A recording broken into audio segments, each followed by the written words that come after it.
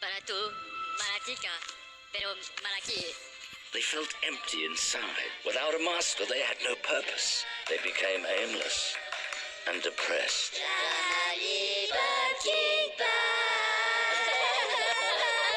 But all was not lost, for one minion had a plan.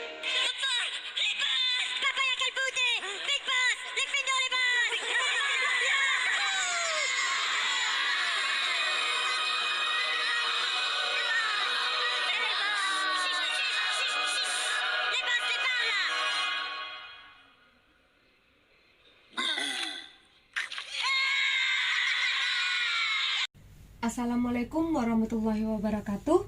Selamat bertemu kembali dengan Ibu dalam pembelajaran online kali ini di kelas 8. Yang kita bahas adalah keadaan negara ASEAN selanjutnya, yaitu yang pertama yaitu Kamboja dan yang kedua adalah Laos. Nah, ini tujuan pembelajaran kita ya. Yang pertama sama dengan kemarin, itu menunjukkan batas-batas Kamboja. Kemudian menjelaskan tentang keadaan alam, keadaan penduduk, pemerintahan, perekonomian negara Kamboja, dan menjelaskan kerjasama dengan Indonesia. Begitu juga dengan Laos, yaitu menunjukkan batas-batas wilayah Laos, menjelaskan tentang keadaan alam, keadaan penduduk, pemerintahan, perekonomian negara Laos, dan menjelaskan kerjasama dengan Indonesia. Nah, kita lihat yang pertama yaitu Kamboja. Kita lihat profil dari negara Kamboja. Nah, ibu kota Kamboja adalah Phnom Penh. Nah, ini gambar kotanya, ya. Kemudian mata uangnya adalah Ri. Ini contoh gambarnya, ya.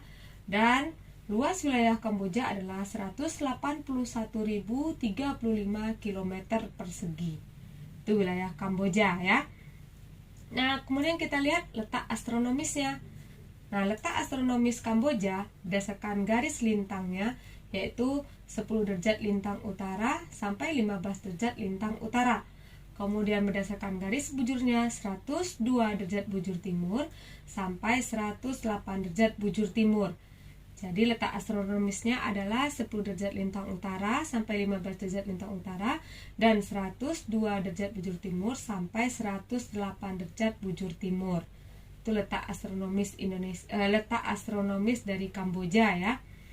Kemudian kita lihat batas wilayah Kamboja, di mana batas wilayah Kamboja sebelah utara itu adalah Thailand, kemudian sebelah selatan itu adalah Vietnam, sebelah utaranya Thailand dan Laos ya, kemudian sebelah selatannya Vietnam, sebelah barat dan sebelah timur juga Vietnam. Oke, Bu ulangi. Sebelah utaranya adalah Thailand dan Laos, ya. Sebelah barat, selatan dan timur adalah Vietnam. Itu batas wilayah Kamboja. Nah, terus Ibu lanjut. Bagaimana keadaan iklim di Kamboja? Nah, iklim Kamboja itu beriklim tropis, di mana suhu rata-ratanya adalah 27 derajat Celcius dan juga beriklim muson. Oke. Nah, terus kita lihat keadaan alam Kamboja. Keadaan alam Kamboja itu bagian tengah itu berupa dataran rendah. Ya, berupa dataran rendah yang disebut dataran besar Tonle Sap. Karena di sini terdapat danau terluas di Asia Tenggara yaitu Danau Tonle Sap. Nih ya, ini dia. Ini gambarnya. Terus bagian pinggir dari negara Kamboja ini adalah dataran rendah dikelilingi oleh pegunungan dengan puncak tertinggi yaitu Gunung Phnom Aural. Ya, ini dia Gunung Phnom Aural. Nih, dengan ketinggian sekitar 1813 meter. Nah, di Kamboja itu mengalir Sungai Mekong. Ya, mengalir Sungai Mekong dan terus sampai ke Vietnam.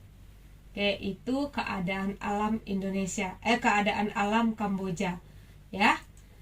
Nah, kita lihat keadaan penduduknya. Penduduknya yang pertama mayoritas beragama Buddha. Ya, kemudian bahasa resminya adalah bahasa Khmer dan bahasa lain yang digunakan adalah bahasa Prancis. Nah, penduduk Kamboja itu tahun 2016 berjumlah sekitar 15.703.830 jiwa. Nah, mayoritas etnis atau sukunya yaitu suku Khmer, itu 85%. Kemudian kelompok minoritasnya adalah Vietnam, Cina, dan Cham. Ya, ini contoh orang suku Khmer di Kamboja. Oke, terus kita lanjut pemerintahan Kamboja. Bentuk pemerintahan Kamboja adalah republik parlementer, di mana kepala negaranya adalah presiden, kepala pemerintahnya adalah perdana menteri. Nah, lagu kebangsaannya itu bernama Nokoreach. Setelah penjajahan Jepang pada tahun 1940-an, akhirnya Kamboja meraih kemerdekaannya dari Prancis pada tanggal 9 November 1953. Nah, jadi hari kemerdekaannya adalah 9 November 1953. Nah, ini adalah gambar presiden dari negara Kamboja sekarang, yaitu Norodom Sihamoni nama beliau ya. Oke. Terus kita lihat bagaimana kegiatan perekonomian dari negara Kamboja. Yang pertama, sektor pertanian dan perkebunan. Nah, hasilnya yaitu berupa padi di sekitar Sungai Mekong. Sekitar Sungai Mekong dan Tonle Sap itu banyak menghasilkan padi. Kemudian jagung, karet, lada, dan lain-lain. Terus sektor pertambangan, hasilnya kalau Kamboja itu pertambangannya emas, besi, batu bara, timah. Ya, itu yang paling banyak ditemui. Kemudian sektor perdagangan, ekspor utama Kamboja yaitu karet, beras, lada, dan kayu. Dan impor utamanya adalah bahan makanan, tekstil, mesin-mesin, obat-obatan, dan pupuk. Kemudian sektor pariwisata. Objek wisatanya antara lain yang paling terkenal itu Kuil Angkor Wat, di mana luasnya sekitar 400 km persegi, salah satu keajaiban dunia. Nah, ini bentuknya. Jadi ini kuil Angkor Wat ini adalah salah satu keajaiban dunia. Itu sektor kegiatan perekonomian di Kamboja. Terus kita lihat bagaimana kerjasama Kamboja dengan Indonesia. Yang pertama itu kerjasama bilateral. Yang pertama bidang diplomatik, masing-masing memiliki duta besar. Kemudian bidang ekonomi itu kegiatan ekspor impor ya. Kemudian bidang sosial seperti Kamboja pernah membantu waktu terjadi bencana tsunami Aceh, dan kemudian pertukaran pelajar antar kedua negara. Terus bidang budaya seperti pertukaran misi kebudayaan antara negara Indonesia dengan Kamboja. Kemudian kerjasama selanjutnya adalah kerjasama regional. Salah satu yang diikuti oleh Kamboja yaitu ASEAN dan APEC. Kemudian kerjasama multilateral. Nah, multilateral diikuti oleh Kamboja itu adalah PBB, di mana Kamboja ikut dalam organisasi seperti ILO, UNESCO, dan WHO. Kemudian multilateral selanjutnya itu Indonesia ikut berperan menyelesaikan pertikaian di Kamboja, yaitu melalui Jakarta Informal Meeting, di mana untuk menjaga perdamaian di Kamboja, Indonesia ikut mengirim pasukan Garuda 12 tahun 1992 di bawah UNTAC. Ya, bisa paham yaitu tentang negara Kamboja. Sekarang kita lihat negara ASEAN yang selanjutnya itu adalah Laos. Ini gambar benderanya. Nah, profil dari negara Laos. Ibu kota Laos adalah Vientiane. Nah, ini gambarnya ya. Kemudian nama mata uang Laos adalah Kip Laos. Ini bentuknya. Kemudian luas Laos sekitar 238.804 km persegi. Yaitu profil dari negara Laos ya. Terus kita lihat letak astronomis dari Laos.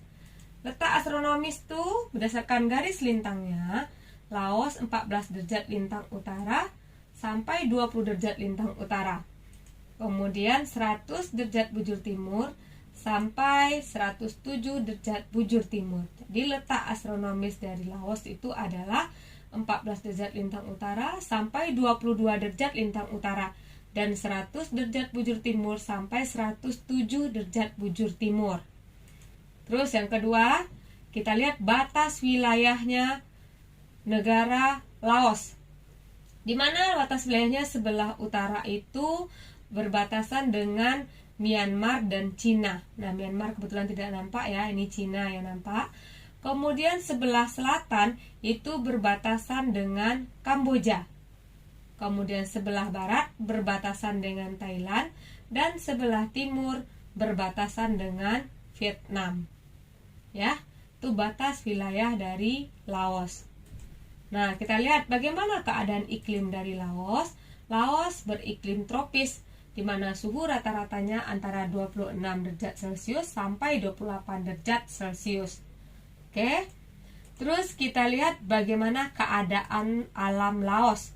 Laos, ini dia petanya. Ini adalah satu-satunya negara di Asia Tenggara yang tidak punya laut. Ya. Kemudian kawasan Laos terdiri dari 4 kesatuan geografis utama sebagai berikut. Yang pertama, barisan pegunungan, di mana puncak gunung tertinggi berada pada Gunung Pho Bia. Adapun datarannya ada pada daerah plato Siang Kuang. Ya, itu bagian yang pertama. Yang kedua yaitu lereng barat pegunungan Annam. Kemudian yang ketiga, plato Bolofens. Nah, yang keempat, daerah lembah sungai. Ini keadaan geografis utama dari negara Laos. Oke. Terus kita lanjut keadaan penduduknya. Mayoritas beragama Buddha. Penduduknya 60% beragama Buddha. Kemudian bahasa resmi adalah bahasa Lao. Nah, penduduk Laos estimasi Desember 2015 itu berjumlah sekitar 6.745.662 jiwa. Mayoritas sukunya adalah suku Lao, ini 48%. Kemudian kelompok minoritas suku Thai, Mon, Khmer, yaitu Meo dan Yao, dan pendatang dari Cina. Nah, ini dia suku Lao, gambar orangnya ya. Oke. Terus ibu lanjut dengan bagaimana pemerintahan dari Laos. Bentuk pemerintahan Laos adalah republik parlementer, di mana kepala negaranya adalah presiden, kepala pemerintahannya adalah perdana menteri. Nah, lagu kebangsaan Laos adalah Pheng Sat Lao. Kemudian Laos merdeka dari Prancis tanggal 22 Oktober 1953. Nah, ini adalah gambar presiden Laos yang bernama Bon Hang Forchit. Ya. Oke. Kemudian kita lihat sektor perekonomian di Laos. Yang pertama yaitu sektor pertanian, hasilnya berupa padi, jagung, sayuran, dan buah-buahan. Kemudian yang kedua adalah sektor perkebunan, hasilnya tembakau, kopi, kapas, dan lain-lain. Yang ketiga adalah sektor kehutanan, hasil utamanya kayu. Nah, yang keempat itu adalah sektor pertambangan, hasilnya timah, biji besi, tembaga, dan batu bara. Dan yang kelima itu adalah sektor pariwisata. Objek wisatanya yaitu daerah Luang Prabang. Nah, ini dia. Ya, pesona daerah Luang Prabang yang merupakan objek wisata terkenal di daerah Laos. Oke. Kemudian kita lihat kerjasama Laos dengan Indonesia. Yang pertama bilateral, sama dengan yang negara sebelumnya, itu sama-sama memiliki duta besar di masing-masing negara. Kemudian bidang ekonomi yaitu ekspor impor. Kemudian bidang sosial, Laos membantu waktu terjadi bencana tsunami di Aceh dan terjadi pertukaran pelajar dan mahasiswa antar kedua negara. Bidang budaya, pertukaran misi kebudayaan. Oke, itu kerjasama bilateral. Terus yang kedua, kerjasama regional, yaitu yang diikuti oleh Laos yaitu ASEAN dan APEC. Nah, yang ketiga adalah kerjasama multilateral, Multilateral itu Laos ikut dalam kerjasama dalam PBB, contohnya UNESCO, ILO, WHO, dan FAO. Oke, itu adalah bentuk kerjasama yang dilakukan oleh negara Laos.